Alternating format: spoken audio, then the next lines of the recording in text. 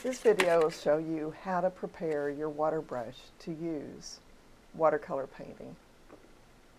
The first thing you want to do is make sure that you know what size your brush is, because when you take it off it's not going to tell you anymore. And read the back of the card, which is basically what this video is.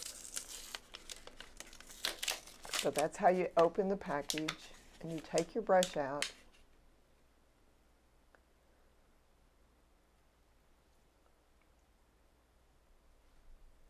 Now pull the cap off. It doesn't screw off, it pulls off. Be sure to attach the cap to the back of the brush. You'll need that cap for as long as you have that brush. Run the water over the bristles. It has a sizing on it that makes it kind of stiff. You want to rinse off all of that sizing.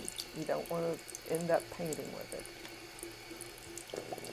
Now then, you're loading your brush with water and screwing the cap back on.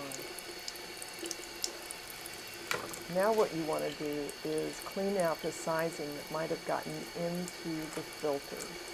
So what I did was I got a paper towel and I squeezed until the water was dripping through. And now your brush is ready. Put the cap back on and you're finished and ready to paint with your brush.